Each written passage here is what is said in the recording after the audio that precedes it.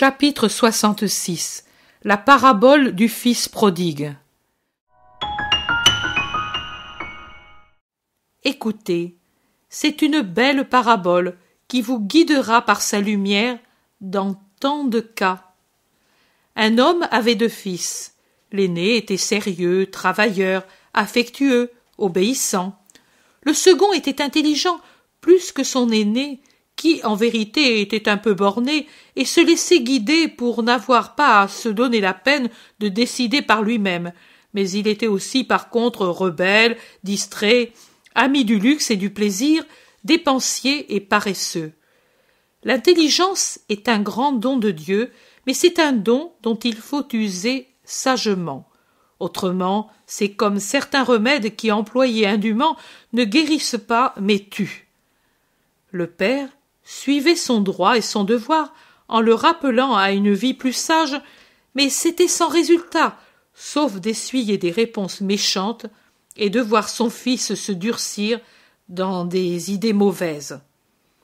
Enfin, un jour, après une dispute plus envenimée, le cadet dit « Donne-moi ma part des biens, ainsi je n'entendrai plus tes reproches ni les plaintes du frère.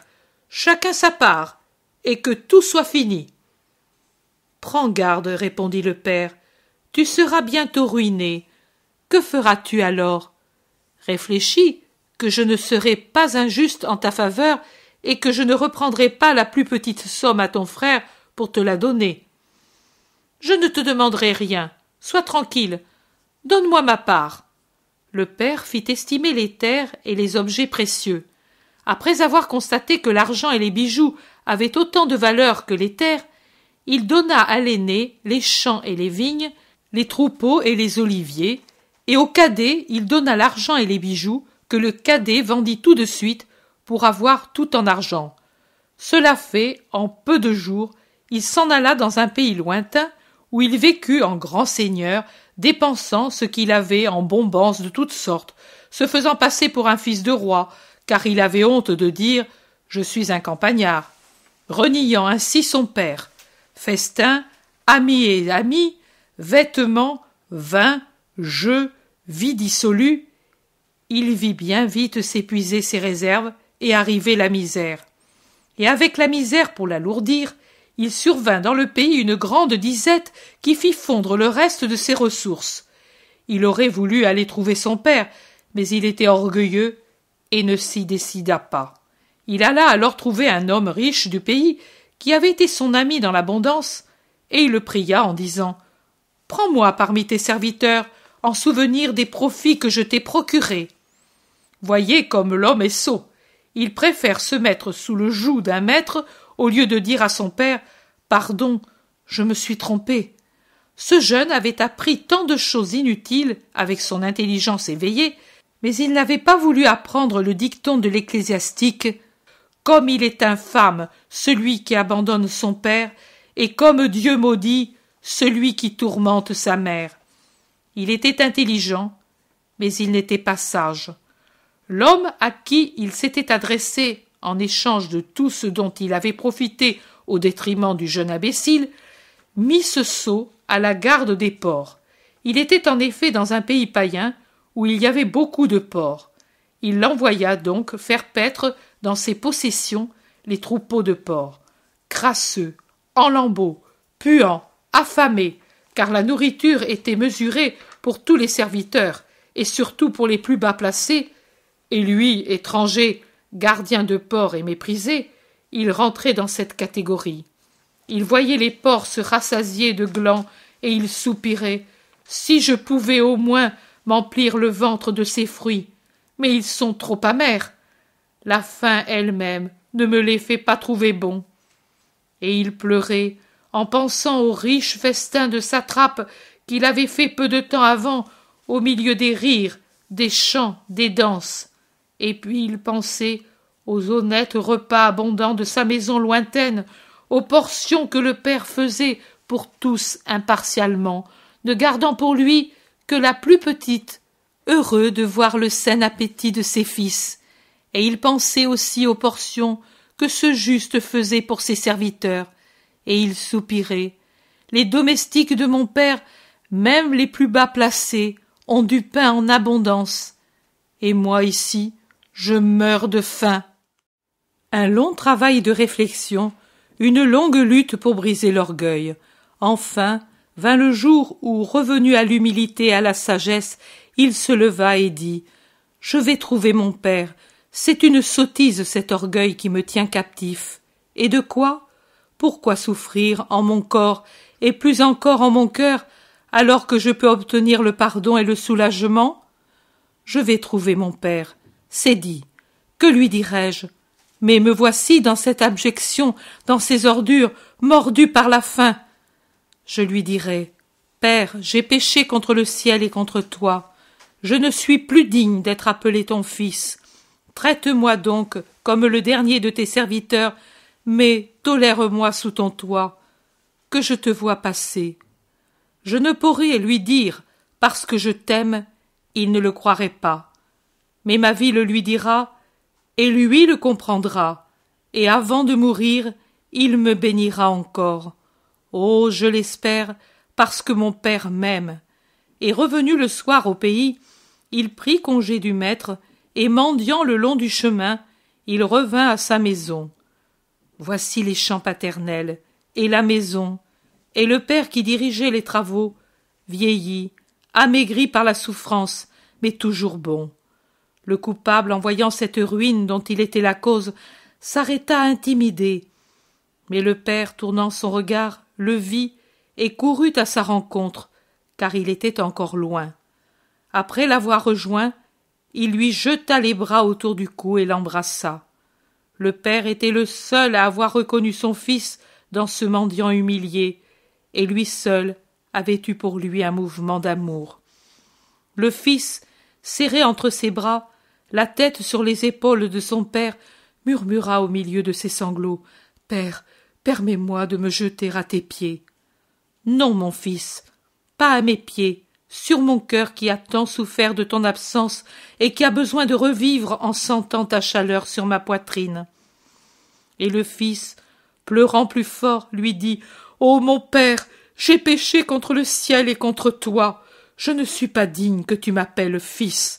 Mais permets-moi de vivre parmi tes serviteurs, sous ton toit, te voyant et mangeant ton pain, en te servant, en buvant ta respiration.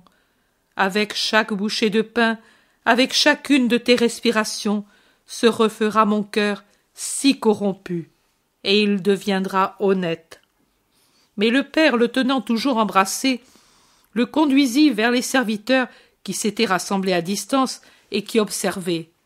Et il leur dit, « Vite, apportez ici le plus beau vêtement et des bassines d'eau parfumée. Lavez-le, parfumez-le, habillez-le, mettez-lui des chaussures neuves et un anneau au doigt. Puis, prenez un veau gras et tuez-le. Et qu'on prépare un banquet, car mon fils était mort, et maintenant il est ressuscité. Il était perdu, et il est retrouvé. Je veux que lui aussi retrouve son simple amour de petit enfant. Il faut que je lui donne mon amour et que la maison soit en fête pour son retour. Il doit comprendre qu'il est toujours pour moi le dernier-né, tel qu'il était dans son enfance lointaine quand il marchait à mes côtés, me rendant heureux par son sourire et son babil. » Et les serviteurs firent tout cela. Le fils aîné était dans la campagne, et il ne sut rien jusqu'à son retour. Le soir, en revenant à la maison, il la vit toute illuminée, et il entendit le son des instruments et le bruit des danses venir de l'intérieur. Il appela un serviteur qui courait à ferrer et lui dit « Qu'est-ce qui arrive ?» Et le serviteur répondit « Ton frère est revenu. Ton père a fait tuer le veau gras parce qu'il a reçu le fils sain et guéri de son grand mal, et il a commandé un banquet. On n'attend que toi pour commencer. » Mais l'aîné, en colère, parce qu'il lui paraissait injuste de tant fêter son cadet, qui, outre qu'il était le plus jeune, avait été mauvais, ne voulut pas entrer, et même il allait s'éloigner de la maison. Mais le père, quand il en fut averti, courut dehors et le rejoignit, essayant de le convaincre et le priant de ne pas assombrir sa joie. L'aîné répondit à son père « Et tu veux que moi, je n'en sois pas fâché ? tu es injuste et méprisant à l'égard de ton aîné. Moi, dès que j'ai pu travailler, je t'ai servi, et cela fait bien des années. Je n'ai jamais transgressé tes ordres, ni même négligé tes désirs. Je suis toujours resté près de toi, et je t'ai aimé pour deux, pour guérir la blessure que t'avait faite mon frère. Et tu ne m'as même pas donné un chevreau pour faire la fête avec des amis. Et lui, qui t'a offensé, qui t'a abandonné, qui a été paresseux et dissipateur, et qui revient poussé par la faim, tu l'honores, et pour lui tu as tué le veau le plus beau? Est-ce que cela vaut la peine d'être travailleur et sans vice? Cela, tu ne devais pas me le faire. Le père lui dit alors en le serrant contre son cœur, « Ô mon fils, et tu peux croire que je ne t'aime pas parce que je n'étends pas un voile de fait sur tes actions? Tes actions sont saintes par elles-mêmes, et le monde te loue pour elles. Mais ton frère, au contraire, a besoin d'être relevé dans l'estime du monde et dans sa propre estime. Et tu crois que je ne t'aime pas parce que je ne te donne pas une récompense visible? Mais matin et soir, à chacune de mes respirations et de mes pensées, tu es présent à mon cœur, et à chaque instant je te bénis. Tu as la récompense continuelle d'être toujours avec moi, et tout ce qui est à moi est à toi. Mais il était juste de faire un banquet et de festoyer ton frère qui était mort et qui est ressuscité au bien, qui était perdu et qui est revenu à notre amour. » Et l'aîné se rendit à ses raisons. C'est ce qui arrive, mes amis, dans la maison du Père.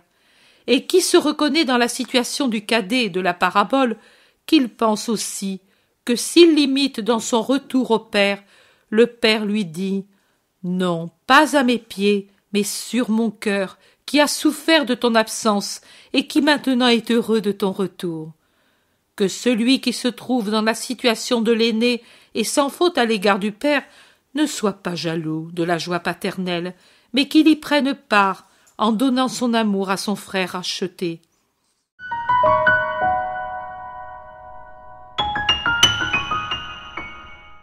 L'intérêt pour les écrits de Maria Valtorta ne cesse de grandir. Et les fruits récoltés, vocation, conversion, sont immenses. Visionnaire de la vie du Christ, de la conception de Marie jusqu'au début de l'Église, sa description des personnages, de leur psychologie, la précision des lieux où ils évoluent, des coutumes et mœurs de l'époque, est proprement sidérante et à ce jour inégalée.